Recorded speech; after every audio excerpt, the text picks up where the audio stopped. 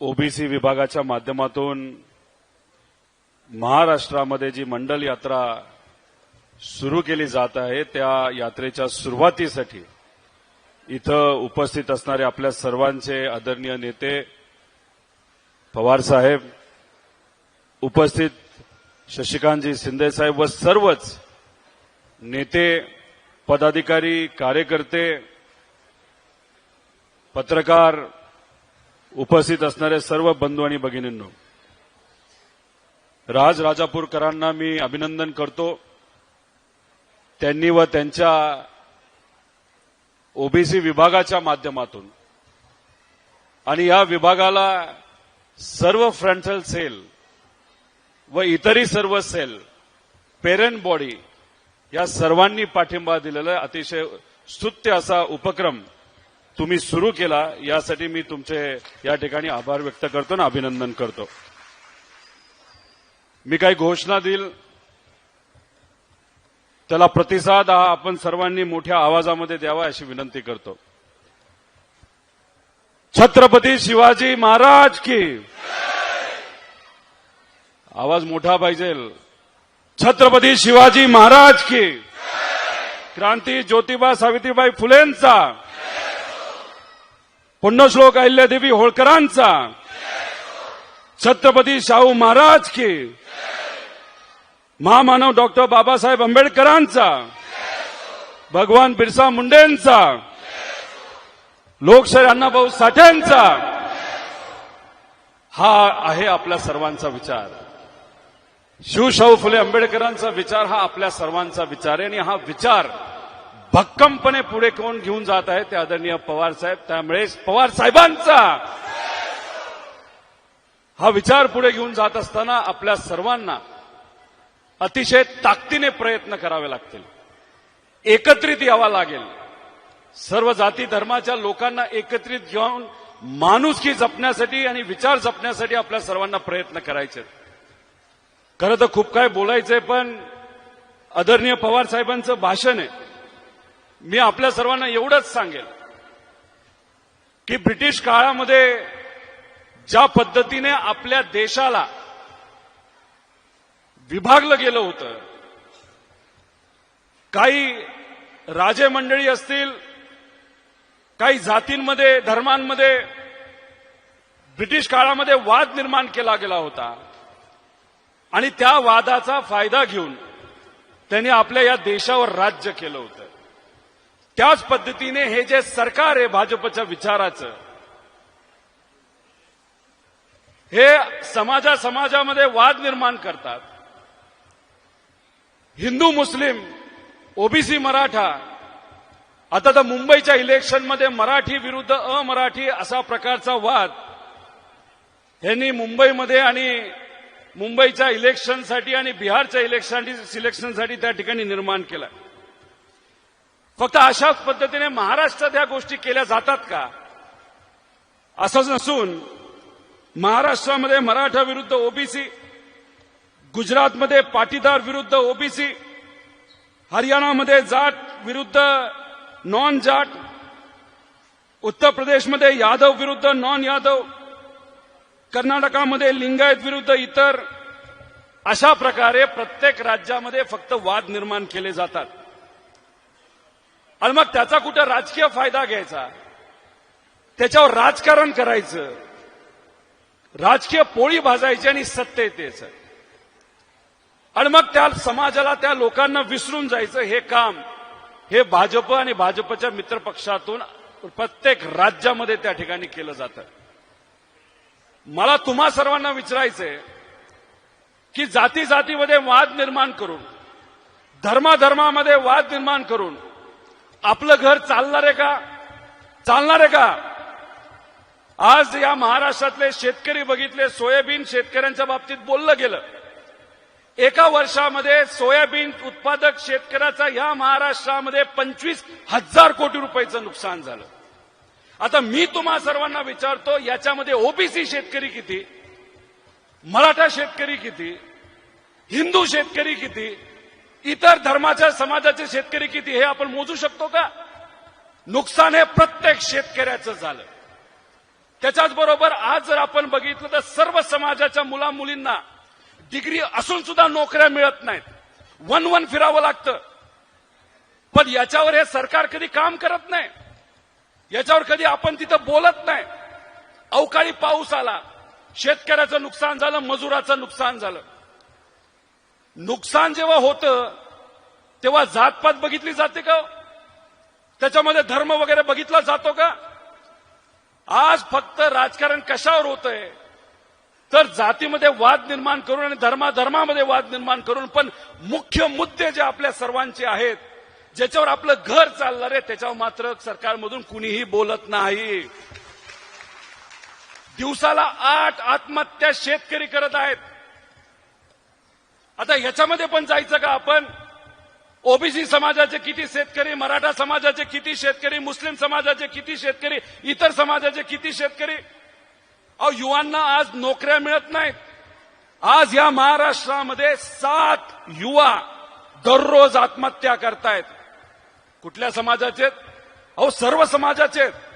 त्यामुळे मी आपल्या सर्वांना विनंती करू, हे जे विष या महाराष्ट्रामध्ये हे भाजपचे लोक जे पेरत आहेत, समाजामध्ये वाद निर्माण जे करत आहेत, त्याच्या विरोधात आपल्या सर्वांना उठावं लागेल, लढावं लागेल. आणि मी आपल्या सर्वांना प्रश्न करतो, या महाराष्ट्राच्या भविष्यासाठी, इथं असणाऱ्या बहुजन समाजासाठी, इथं असणाऱ्या सामान्य लोकांसाठी या लढ्यामध्ये तुम्ही लढणार आहात का?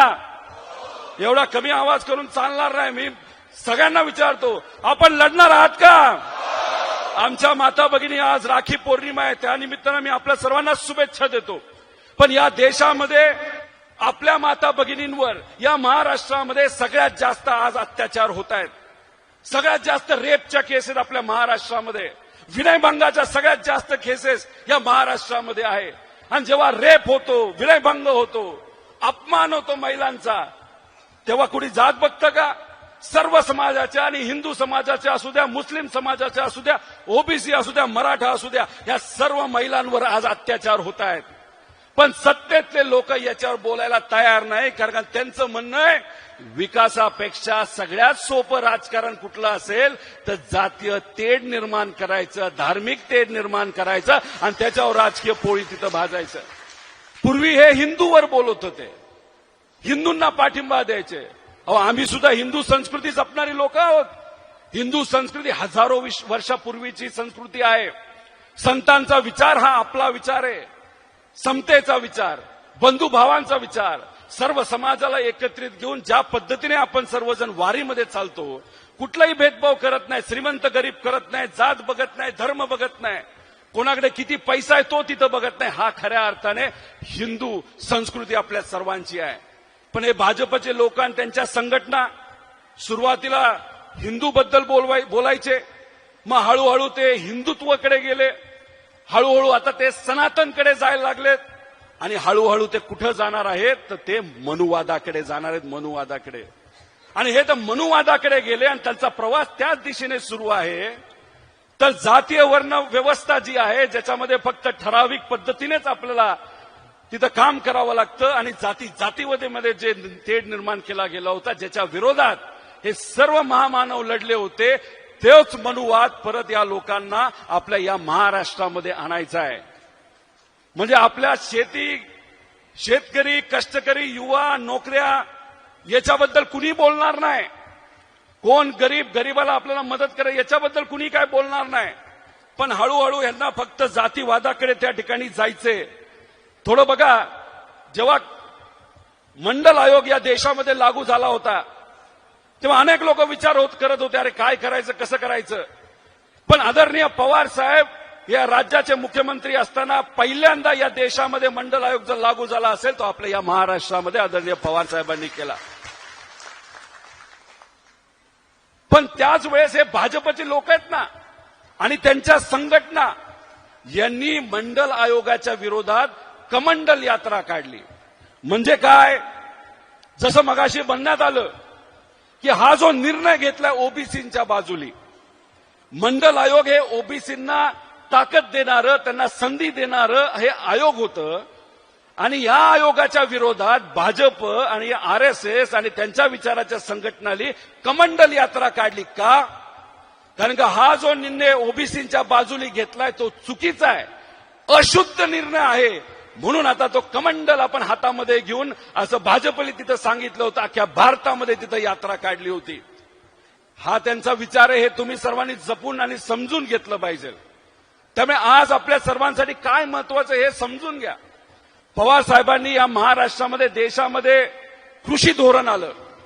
हे कृषी धोरण आणल्यानंतर प्रत्येक समाजाच्या, जाती धर्माच्या, शेतकऱ्याचा फायदा झाल्याशिवाय राहिला नाही, हे आपल्या सर्वांना तिथं माहिती आहे. त्यावेळेस सर्व शेतकऱ्यांचा विचार आदरणीय पवार साहेबांनी घेतला.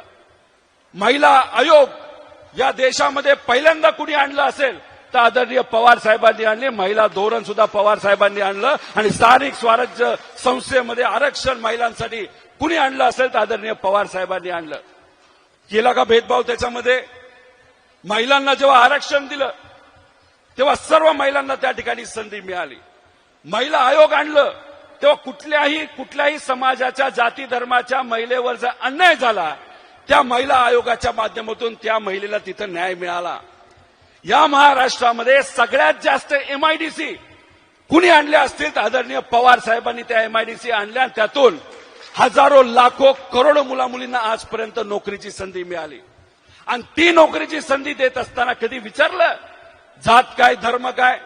पण नाही, मराठी माणसं आहेत, आपल्या मातीतली माणसं आहेत आणि या महाराष्ट्रातल्या प्रत्येक व्यक्तीला, प्रत्येक युवाला, युवतीला नोकरी मिळाली पाहिजे या भावनेतून आतापर्यंत पवार साहेबांनी निर्णय घेतलेले आहेत आणि त्या काळामध्ये आपल्या महाराष्ट्राचा खऱ्या अर्थाने विकास झालाय. नागपूरमध्ये आम्ही आहोत. इथं जी एमआयडीसी आणली ती काँग्रेसच्या काळामध्ये त्या ठिकाणी आणली गेली होती. पवार साहेबांनी सुद्धा त्याच्यामध्ये लक्ष दिलं होतं. पण मी तुम्हाला सर्वांना विचारतो की 14 पर्यंत सर्वात जास्त कंपन्या या नागपूरमध्ये तिथं आल्या होत्या आणि 14 नंतर आतापर्यंत अशी नवीन कंपनी कुठली आली नागपूर एमआयडीसी मध्ये? आलं का काय नवीन? गेलं सगळं गुजरातला. आता मी प्रश्न करतो या भाजपच्या लोकांना, तुम्ही जातीवाद आणि धर्मवाद या महाराष्ट्रामध्ये आणत आहेत, पण आमचा युवा तुम्हाला विचारतोय आमच्या नोकऱ्या गेल्या कुठं? याचं उत्तर त्यांना त्या ठिकाणी द्यावं लागेल. त्यामुळे आपल्या परिवाराचा, घरचा, युवांचा, पुढच्या पिढीचा, या महाराष्ट्राचा खऱ्या अर्थाने विकास जर आपल्या सर्वांना करायचा असेल तर आपल्याला विकासावरच त्या ठिकाणी बोलावं लागेल. आणि हा जो जाती भेद आणि धर्मभेद जो महाराष्ट्रामध्ये त्या ठिकाणी पेरण्याचा प्रयत्न केला गेला तो मिटून काढावा लागेल. आणि त्याची सुरुवात जर कुठं झाली असेल तर आपल्या या मंडल यात्रेच्या माध्यमातून लोकांना जोडण्याचं काम, समाजामध्ये वाद जो निर्माण केला गेला आहे तो वाद मिटवण्याचं काम ही यात्रा तिथं करणार आहे. पण प्रत्येक तालुक्यामध्ये ही यात्रा येणार आहे, प्रत्येक जिल्ह्यामध्ये यात्रा येणार आहे. सर्व जे आपले फ्रंटल सेल असतील, इतर सेल आणि विभाग असतील, आपले पेरेंटचे सर्व पदाधिकारी असतील, त्यांनी सर्व नेत्यांनी सुद्धा या यात्रेला तिथं पाठिंबा दिला पाहिजे ही विनंती आपल्या सर्वांना करतो. आणि जाता जाता तुम्हाला एवढंच सांगतो, पेपरमध्ये जेव्हा एखादी बातमी येते ती बातमी समजून घेणं फार महत्वाचं आहे. बीड भागामध्ये महादेव मुंडेचा मर्डर झाला. महादेव मुंडे कुठल्या समाजाचा? ओबीसी समाजाचा.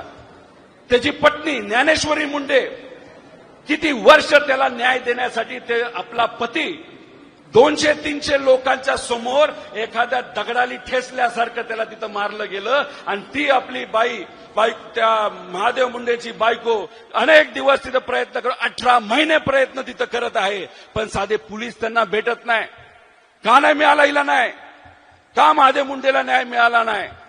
आणि मग लोकांनी हा मुद्दा तिथं हातात घेतला. मग कुठेतरी मुख्यमंत्री साहेबांना 18 महिन्यानंतर जाग आली, त्यांनी त्या ठिकाणी बोलवलं, त्यानंतर कारवाईला सुरुवात झाली.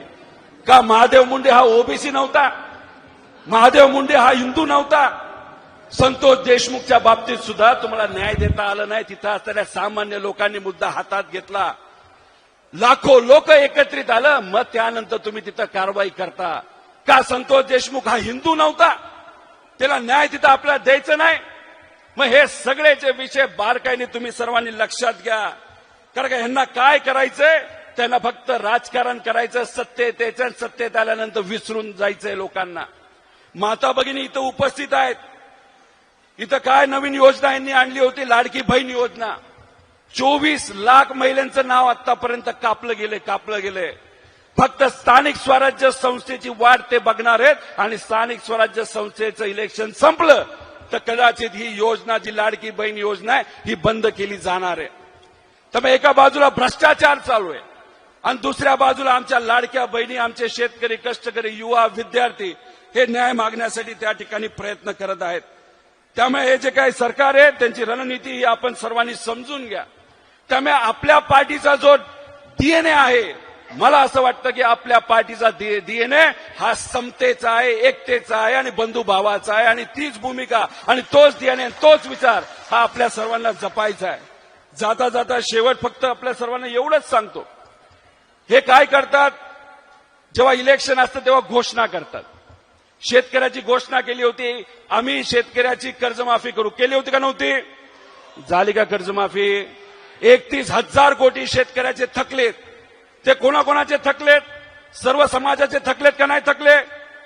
हिंदू मुस्लिमांचे थकलेत का नाही थकले? म्हणजे शेतकऱ्याचे थकलेत.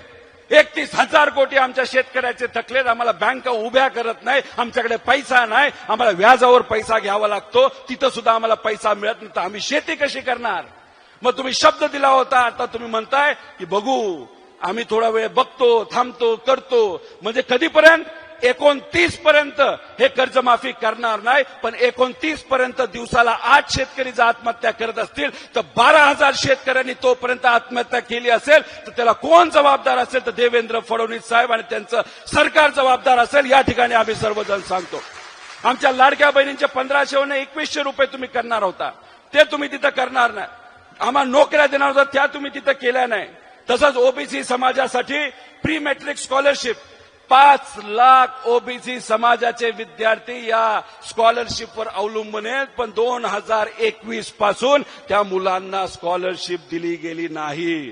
पोस्ट मॅट्रिक स्कॉलरशिप ओबीसी मुलामुलींसाठी 60,000 मुलं आणि मुली याच्यावर अवलंबून आहे. अजूनपर्यंत त्यांना त्या ठिकाणी पैसे मिळाले नाही आणि पैसे दिले नाही म्हणून संस्था त्या मुलांना डॉक्युमेंट देत नाही आणि डॉक्युमेंट न दिल्यामुळे त्यांचा पुढचा जो शिक्षणाचा प्रवास आहे त्या ठिकाणी तिथं थांबला. ओबीसी वसतिगृहाबद्दल सांगितलं, 52 वसतिगृह उभे केलेत, चालू केलेत, पण त्याला अजून सुविधा त्या ठिकाणी दिल्या गेल्या नाही.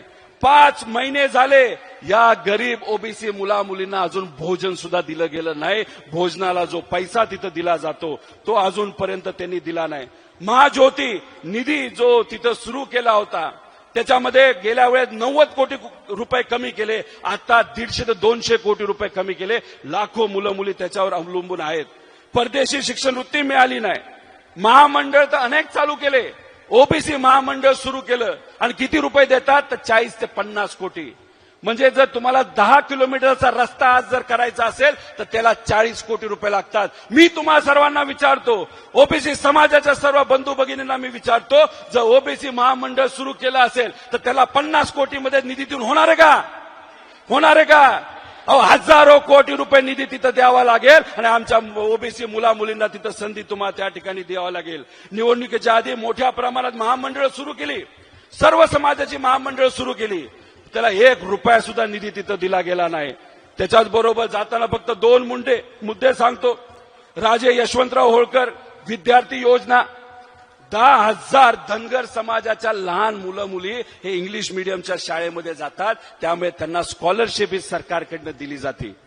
पण ह्या संस्था आहेत ज्याला ही योजना मंजूर झाली, ह्या संस्था कोणाच्या आहेत? तर आज सत्तेत असणाऱ्या लोकांच्या या संस्था आहेत आणि ह्या संस्था मालक काय करतात तर मुलांचा आकडा 100चा दाखवतात, पण तिथं त्या हॉस्टेलमध्ये मुलं किती असतात? तर 10 असतील. तर आज सत्तेतले लोक या धनगर समाजाच्या मुला मुलींच्या स्कॉलरशिप 90 मुलांची स्कॉलरशिप पैसा खातायत, करप्शन करतायत आणि 90 मुलांची स्कॉलरशिप ही घरी घेत आहेत. म्हणजे 90% पैसा धनगर समाजाच्या मुला मुलींच्या शिक्षणासाठी जो होता तो त्या ठिकाणी कुठेतरी दुसरीकडे नेला जातोय, नाही तर घरी नेला जातोय. त्याच्याचबरोबर 1000 कोटी रुपये हे धनगर समाजासाठी दिले जाणार होते, त्यातला एक सुद्धा निधी तिथं आला नाही. त्यामुळे कृपा करून आपल्या सर्वांना विनंती करतो, आपल्या परिवारासाठी काय महत्वाचं आहे, आपल्या महाराष्ट्राच्या भवितव्यासाठी काय महत्वाचं आहे, शिवशाहू फुले आंबेडकरांचा विचार काय आणि ती जपण्याची आज जरूरत काय, ही मात्र या ठिकाणी जाण आपण सर्वांनी ठेवावी. आपण मोठ्या संख्येने इथं आलात, पाऊस असून आणि सण असून सुद्धा आज राखी पौर्णिमा असून सुद्धा तुम्ही वेळात वेळ काढून एवढ्या मोठ्या संख्येने आलात, त्यासाठी मी मनापासून आपल्या सर्वांचे आभार व्यक्त करतो. त्याच्याचबरोबर आज आदिवासी दिनानिमित्त सुद्धा शुभेच्छा देतो. थांबतो. जय हिंद, जय महाराष्ट्र, रामकृष्ण हरी.